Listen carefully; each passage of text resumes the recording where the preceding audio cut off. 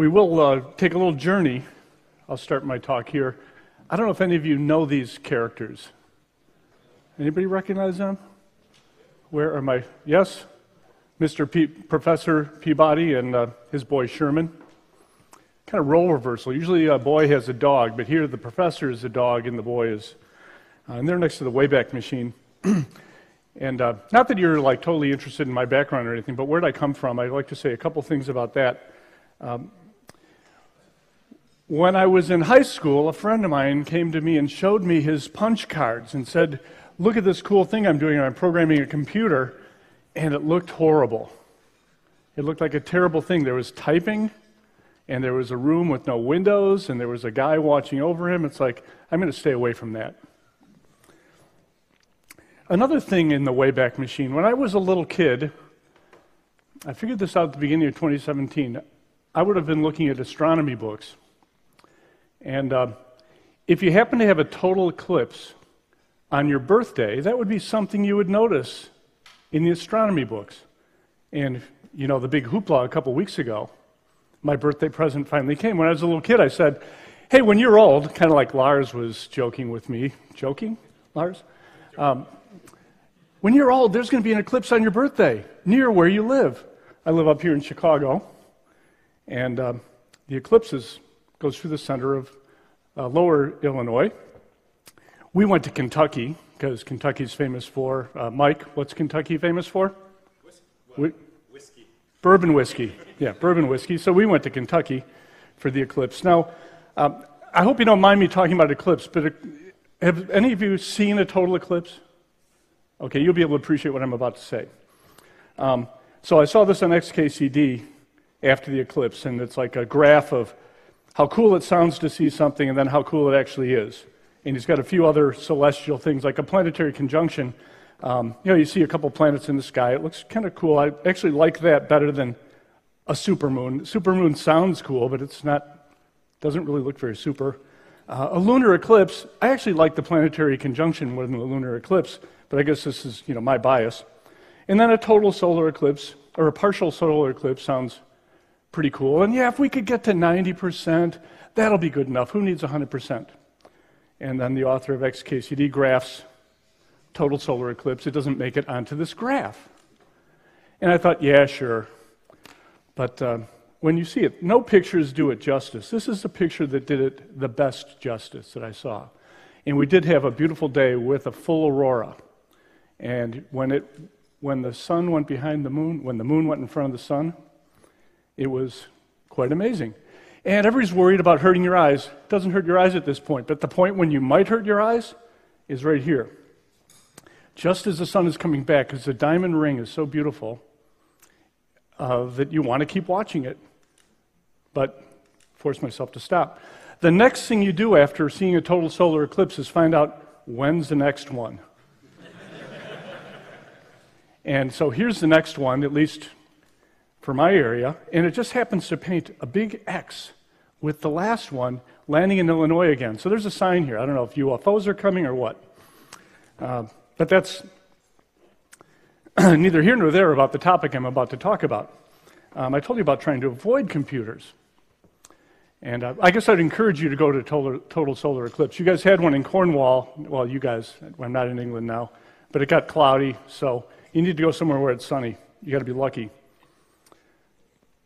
I tried to avoid computers. And then in calculus class, we had to do some programming. And we had to calculate the area under a curve using Newton's method. And some of you people that studied engineering, how many engineers do we have in the room? A lot. How many people are programmers? How many people are Scrum Masters?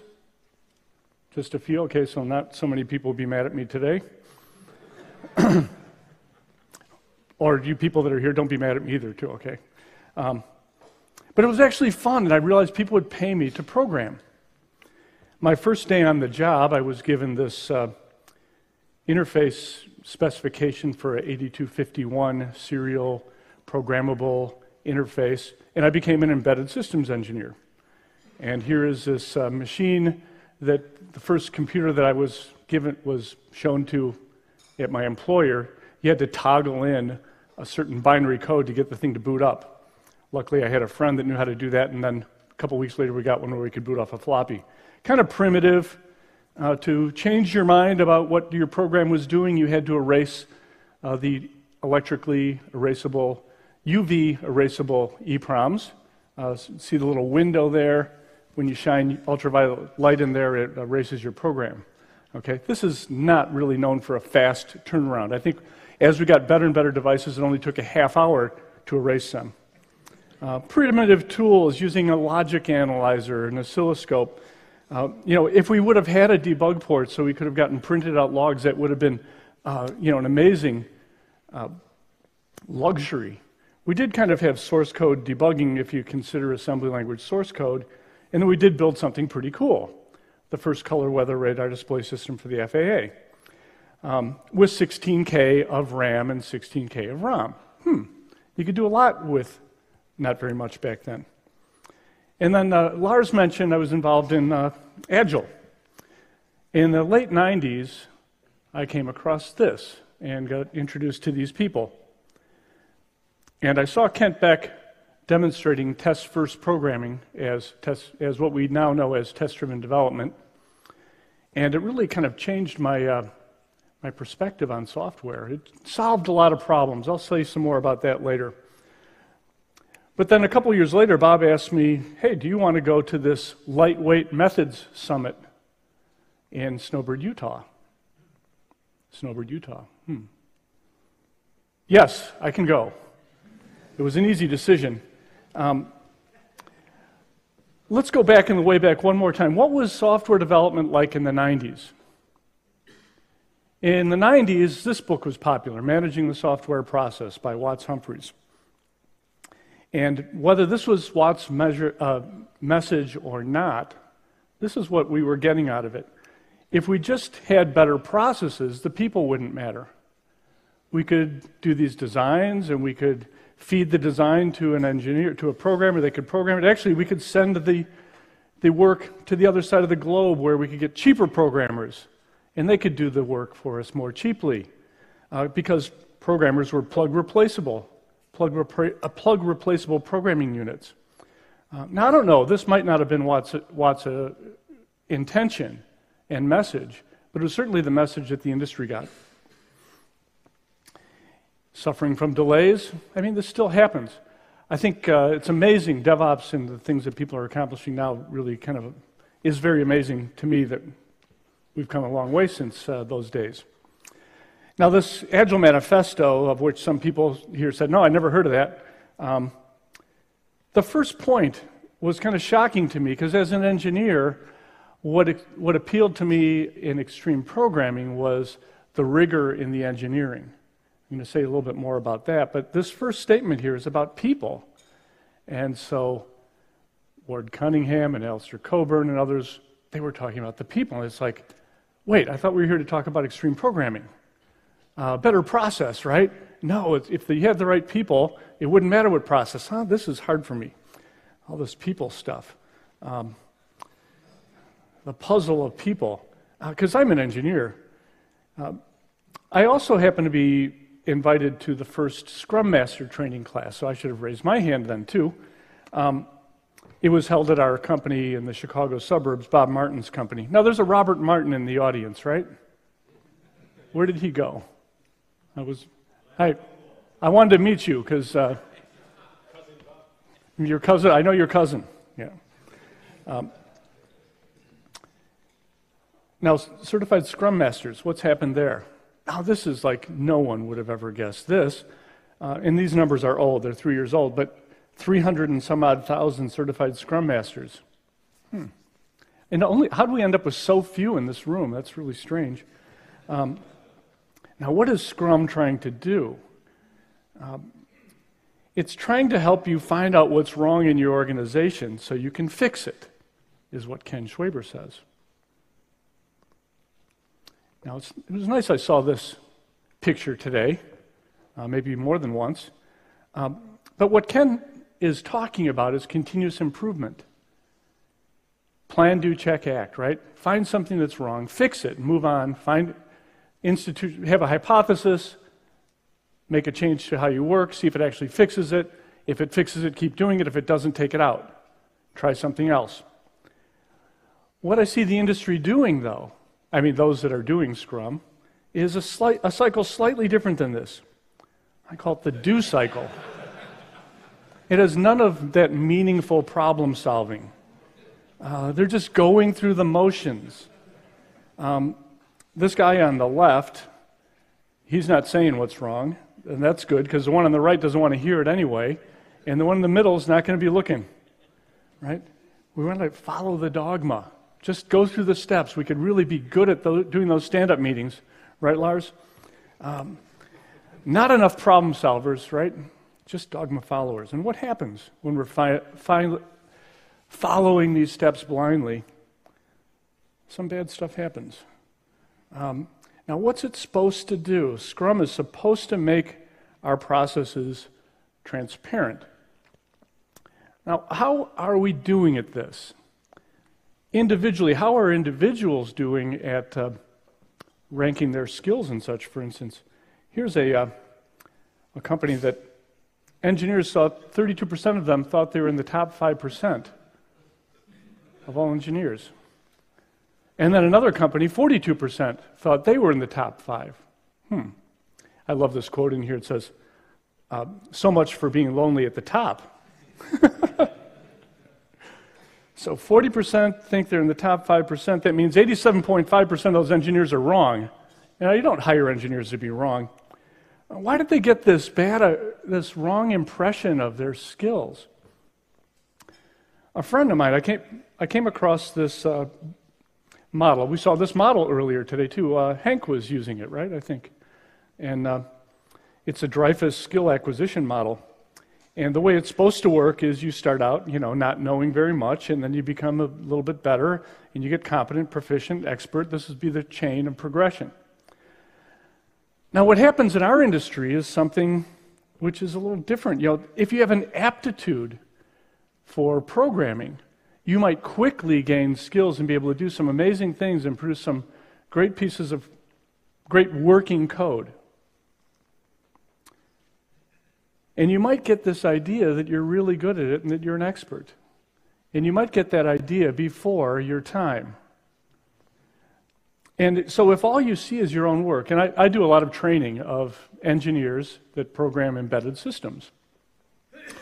And the most common thing for embedded systems developers is for them to work on a piece of the system, and they don't get to see other people's code except in code reviews and such. And sometimes not so much there. Oftentimes the code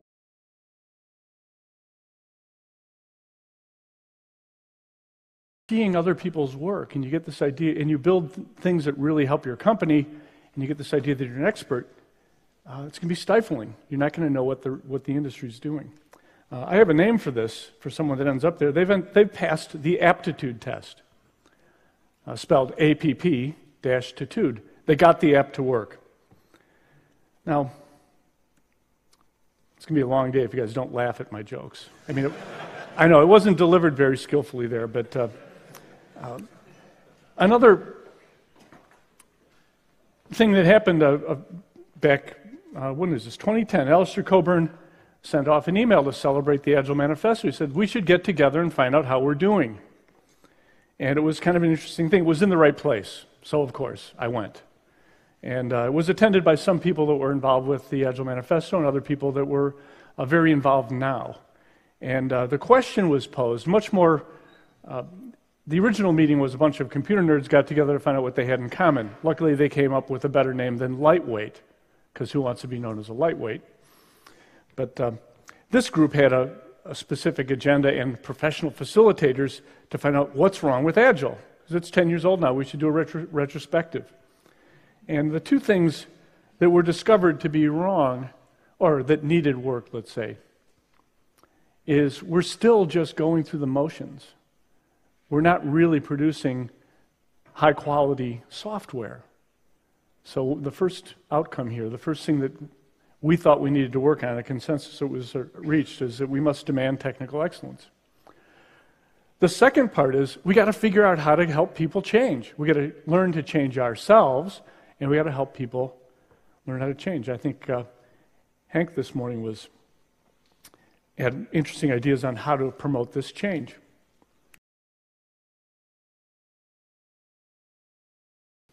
Well, unfortunately, many organizations change Scrum to accommodate their inadequacies and dysfunctions instead of solving them. Now, if you read that, you might think that Ken doesn't want you to change Scrum. But that's not right. That's a starting point. Agile's a starting point. We asked Kent Beck, because in the 90s, what was really big was the CMM model, capability maturity model. Kent, where is extreme programming on the capability of maturity model? He goes, well, I don't know about that, but XP is level 0. Master everything in XP, and then you won't care anymore, and you move on. Right? So you've built into your way of working continuous improvement. I think I'm only starting to really appreciate it now over the last couple of years. It still kind of amazes me that these guys thought of this stuff in the 90s and were able to influence the industry as much as they have. But we're still suffering. I don't know, how's all your continuous deployment going? How's your MT? I love the metrics this morning. MTBB, mean time between bugs, mean time to recover, right? How quickly can you recover? What happens at the end? Are any of you doing hardening sprints? Oh, there's a name for that. Hardening. Will anybody admit to a hardening sprint? No, of course not. The first time I asked that question, a bunch of hands went up because, oh, it's got a name. Yes, we do that. What's the bottom of the waterfall like? Hopefully, with continuous deployment, continuous delivery, the bottom of the waterfall is going to be more like this. Unfortunately, most of the industry, the bottom of the waterfall is like this. And why does it happen? Why does it happen? Now, Sally, are you here somewhere? Hi, Sally. Okay. I think Sally and I have a lot in common, even though it's going to sound like I'm disagreeing with her. Finding problems sooner is better than finding them later. Right? I think we could both agree on that. Now, what do we mean by sooner and later might have a little bit different connotation. What happens when you're deploying or about to deploy if you haven't been doing testing all along? If you don't have a way to know what your code is doing. Now, you saw a bunch of little fires crop up, and then someone says there's just one more bug, and that's when it really gets interesting. And then you start to have to categorize, and you need a state machine like this to monitor where your defects are. Should we fix this one or not? I work with an interesting group that does embrace continuous delivery, continuous deployment, test-driven development, and they also have a policy which is if there is a bug, we fix it. So what they have is no bug list. When a bug comes in, they fix the bug. They can fix with confidence because not only have they automated their build process, they also have automated a lot of their test process. I'll say more about what that means, I hope, as we go on. So why does this happen? Why does it happen? We could blame someone else, someone else's problem, but maybe we can't. Now, a lot of hands went up in the room before, so I'm going to ask all you programmers to stand up.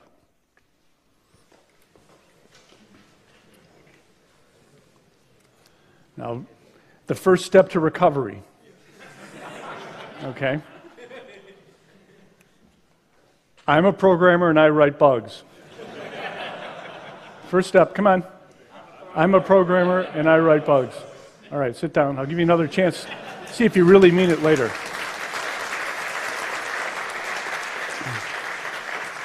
All you people that didn't stand up, you've heard them now admit it, so it's okay, right? We understand. Now, hacking in new features, chasing bugs, yeah, we have to know how to do this, but I don't want to consider that technical excellence. I pick on the Scrum people a lot because the first place I gave this talk was as an invitation to a Scrum gathering. And I said, do you guys mind if I tell you what I think about what's going wrong? And they go, yeah, just be nice. I'm not sure if I qualified on that, but the biggest problem for Scrum teams is getting shippable code.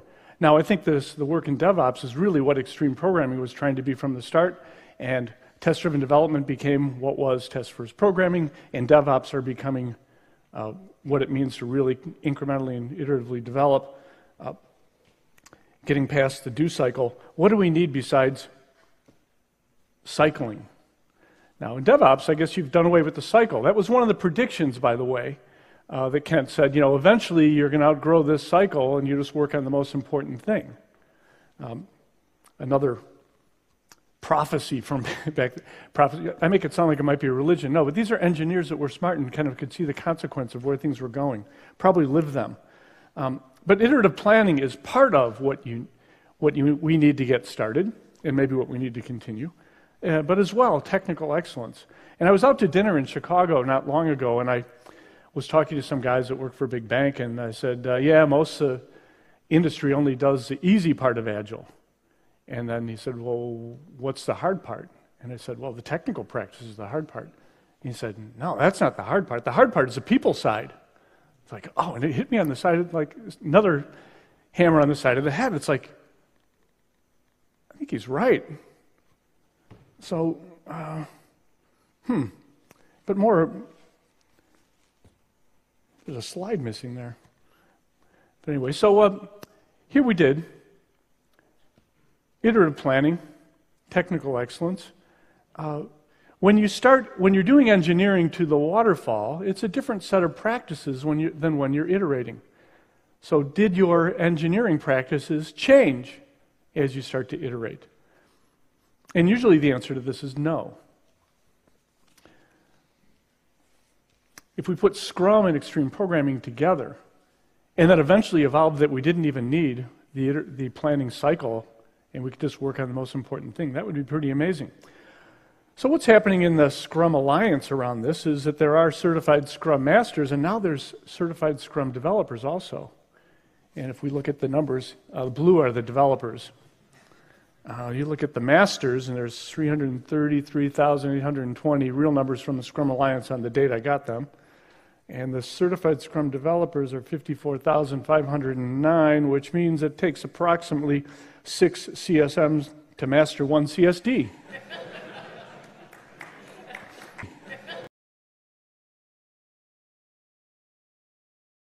Now these developers, when the people, Scrum Masters, could you identify yourselves again? Okay. So when you come back from your Scrum Master training class and you tell the developers, hey, I'm your Scrum Master now, and you're really excited about it, they're saying,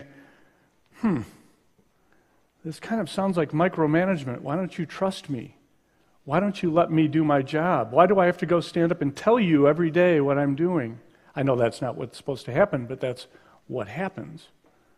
And if you're the Scrum Master, I'm kind of wondering, who's the Scrum slave? And you're asking me to sprint? Haven't you seen the Olympics? What happens to these sprinters? And I don't know, I'm kind of feeling like I'm overloaded. And then it might not end so well.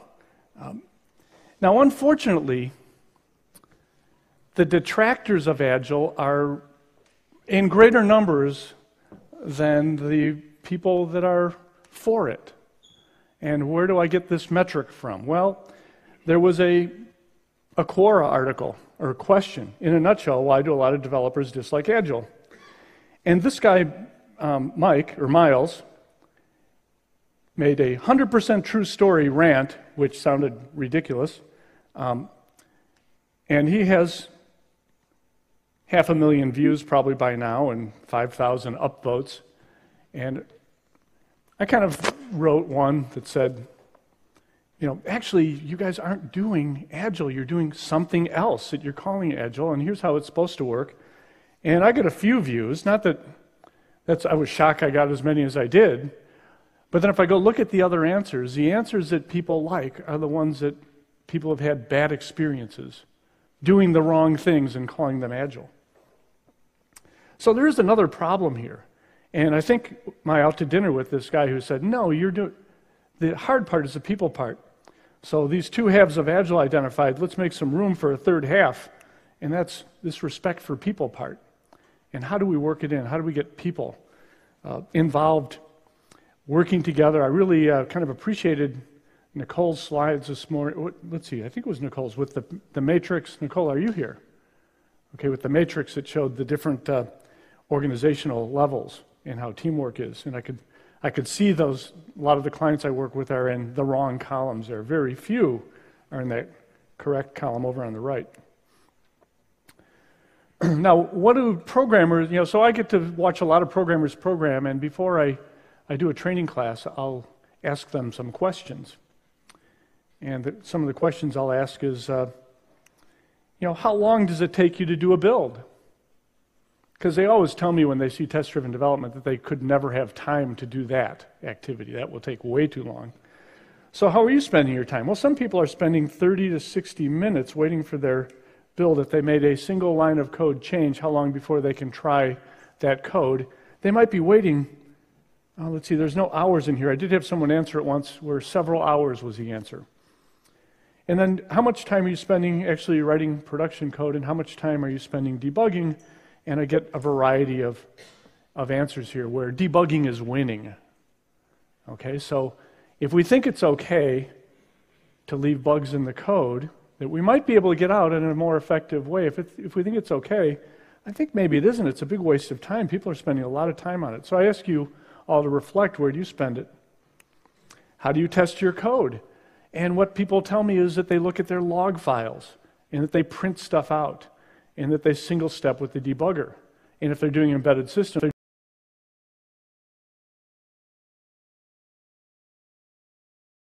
then of course I congratulate them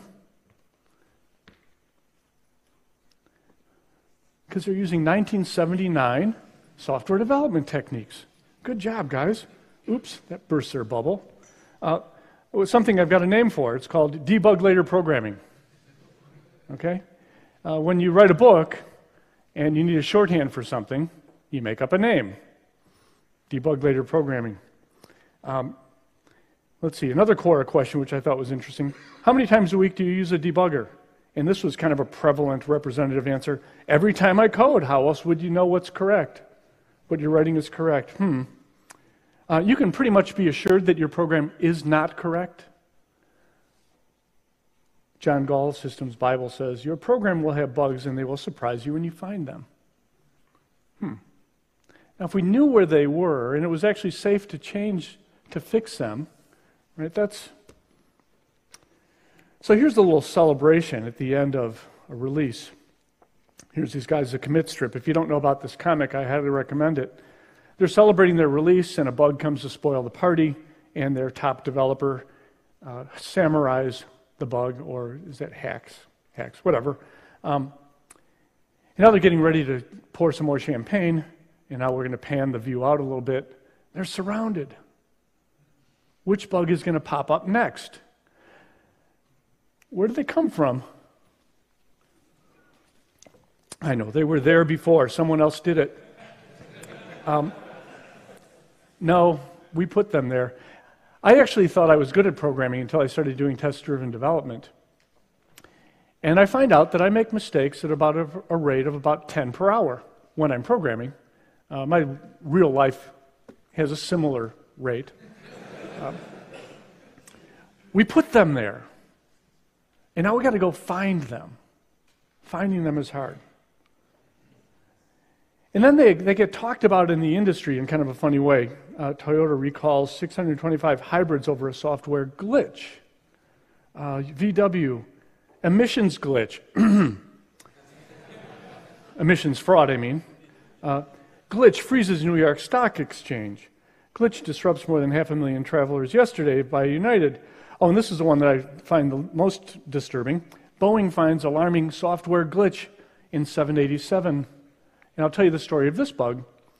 The 787 has a control system that needs to know how long something's been happening. And so they read a clock, number of ticks in some time, probably since the plane was rebooted, and then read the clock again to see how many milliseconds went by, or whatever they're trying to measure. If you leave a 787 powered up for 252 days, it will go into safe mode. And I don't know, safe mode does not bring in mind something very safe, does it? the blue screen of death.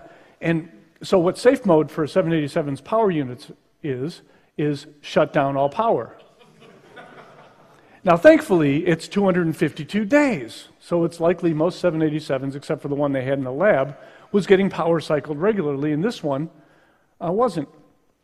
Well, there's a famous software defect, and every embedded software engineer in the world has probably done it, and it's called counter rollover. It just so happens that 252 days is what it takes for I don't know if it's a 10 millisecond or 100 millisecond counter who's being counted in a 32-bit integer to roll over. Now, if I was a test-driven developer, I would have written a test for, what if I read the clock two in a row and the number was the same? Oh, well, that's 0 ticks, okay? 0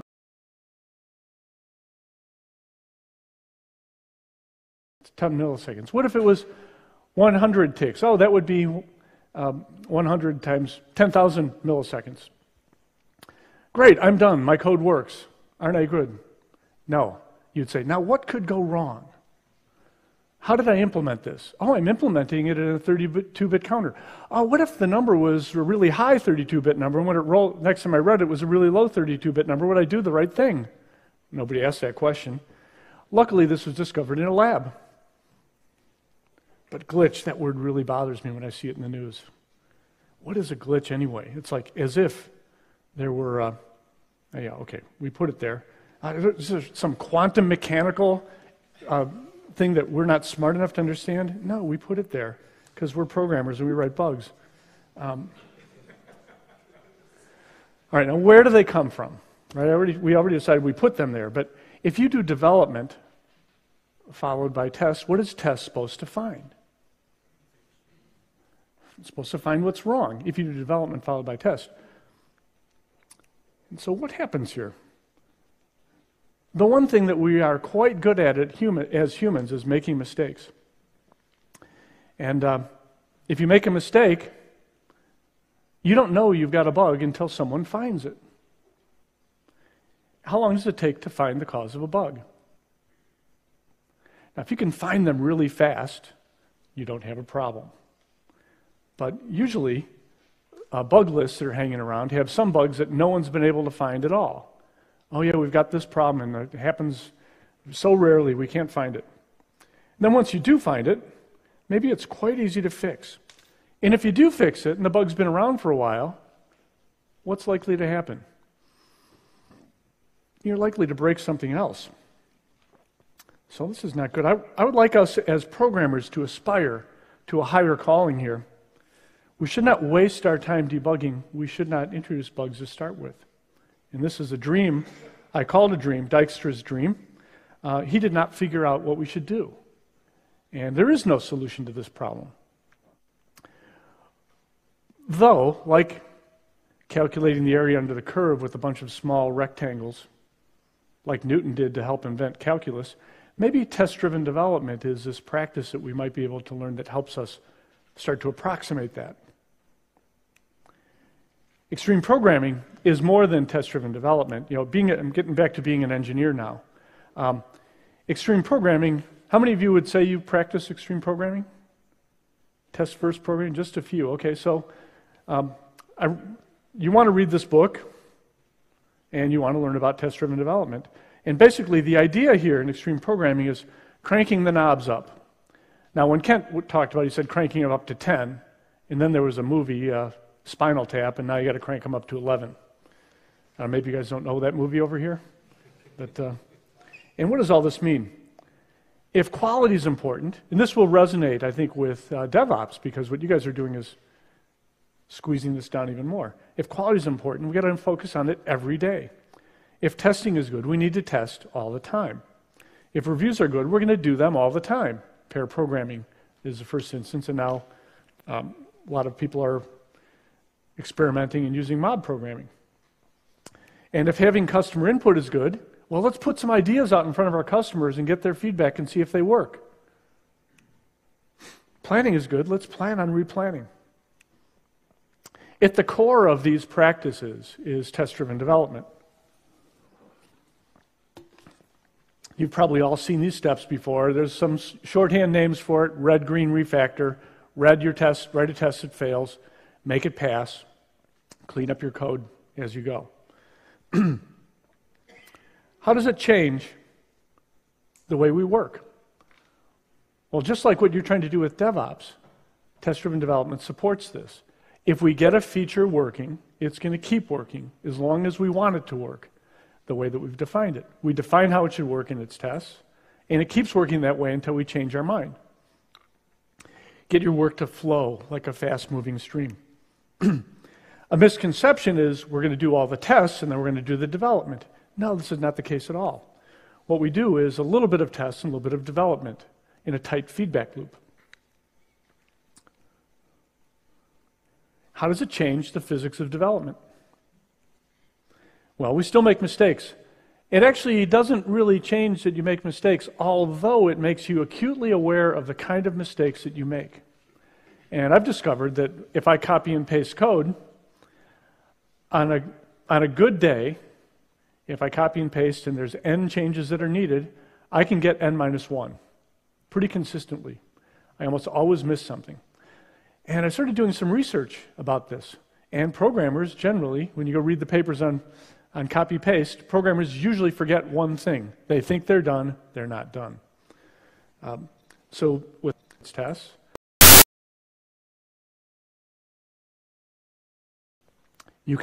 then you know what you did to cause it. It's a code you wrote in the last 5 minutes.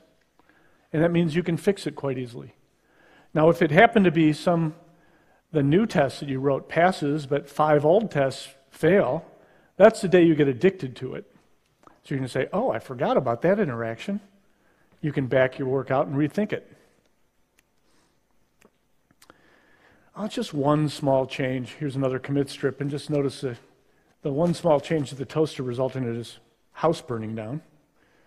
Then people will tell me, why should I learn this? I already know how to program. I've got 10 years of experience.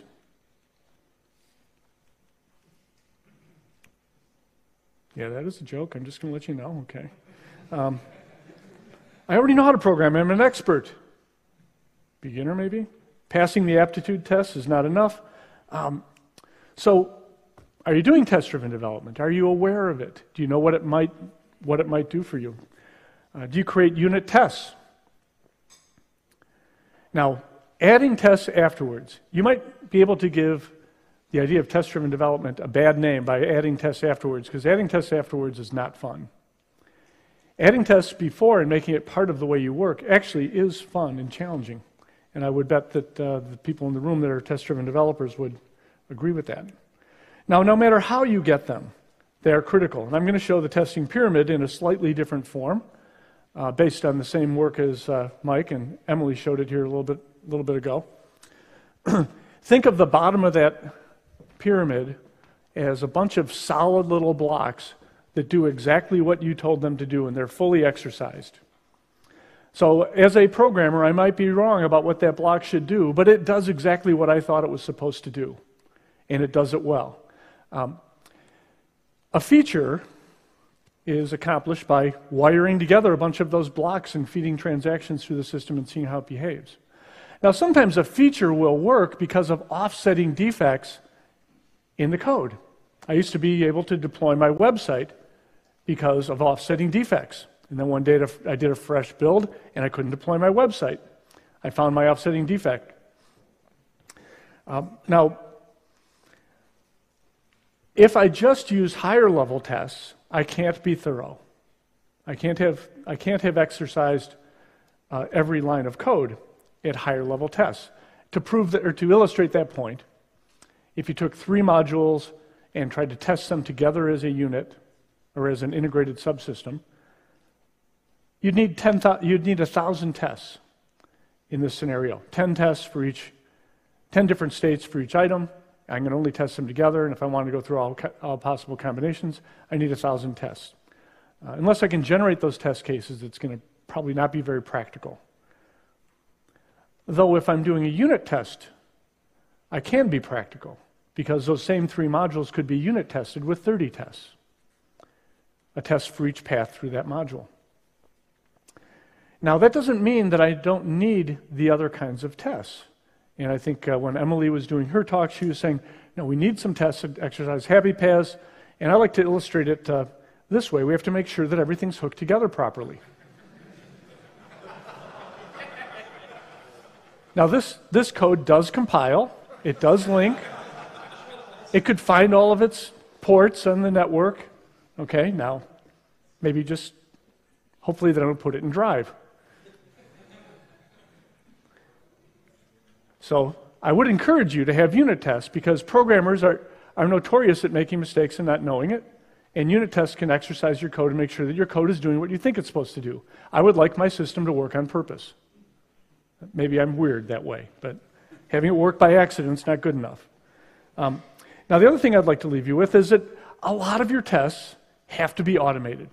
And I'm probably telling you guys stuff you already know, of course I am, but if you were doing Scrum, for instance, I'm just going to make a claim that you're structured as if this relationship were true, even though the coefficients might be wrong. The effort to test something is proportional to the effort to develop it. Okay, if I was going to test something, it's going to be proportional to the effort to develop that thing. That's what I'm saying here. Now, why do I make that claim? Because your company is probably static in how many people you have doing tests and how many people you have doing development, or how much time you're allotting to test and how much time you're allotting to development. So I'll make that claim. We won't argue about the exact relationship. Now, John Gall tells us something about changing systems. If a system is working, leave it alone, don't change anything. Now, the DevOps people didn't read this, I'm pretty sure, because you guys are changing things and deploying all the time. Realize that systems don't like being fiddled and diddled with. Also, look at the subtitle of this book down here in the, where's my mouse? Well, you can't read it because it's a copy of a copy, but it says, The Beginner's Guide to Small and Large Systems, a Study of Systemantics. Systemantics. Sounds like a serious word. Systems act up. John Gall was a subtle comedian. So to illustrate how systems act up, here's a system, family system, and it looks like a normal family picture, and then you realize when you look closely, it is in failure mode. Some of these kids you can't get to behave properly. Because systems act up, we have to be careful. So let's just take a look at this. Ooh, I started 1 minute late, so I'll go 1 minute late. Okay. So because systems act up, we have to be careful. That means if you change things in the second iteration, you must retest the first. And if you change things in the third iteration, you must retest the first too. And I'll be kind and think it doesn't take quite as much effort. And I'll also be kind and say that it's a linear growth in effort needed. But there my kindness ends. There's an untested code gap. And in this untested code gap is this risk that's just waiting for a lightning strike.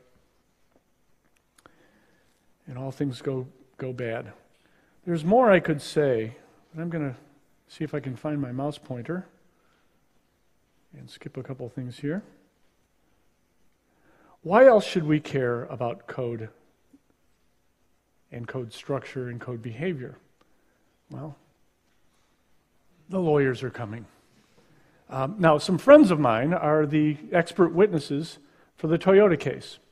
And the engine computer that controlled ABS brakes and acceleration for cruise control had a critical fault, really bad software that caused it to blow its stack, lose its mind, and people died. $1.1 billion class action settlements. Yeah, but I'm not an embedded systems engineer. It doesn't matter for me. But you don't really want to be having to write this website to give away $1 billion of your company's money. This is not really what we want. So, and then I saw in the news here, Congress is going to introduce a bill to legislate how we develop software. Okay, there's blood in the water. The government and the lawyers are coming to get us, and if we don't take care of ourselves, we may find ourselves led around by the nose. I lost that mouse again.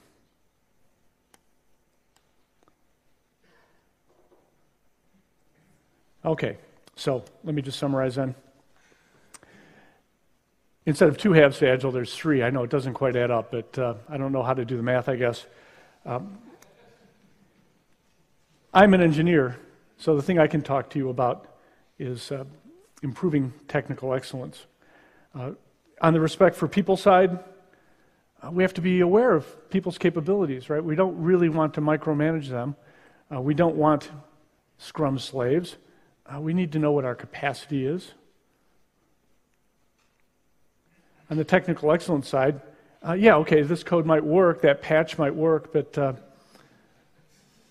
these things don't make our customers really happy.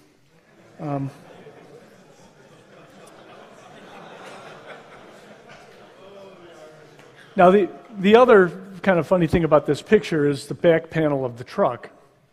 Our most important resource sits 63 feet ahead.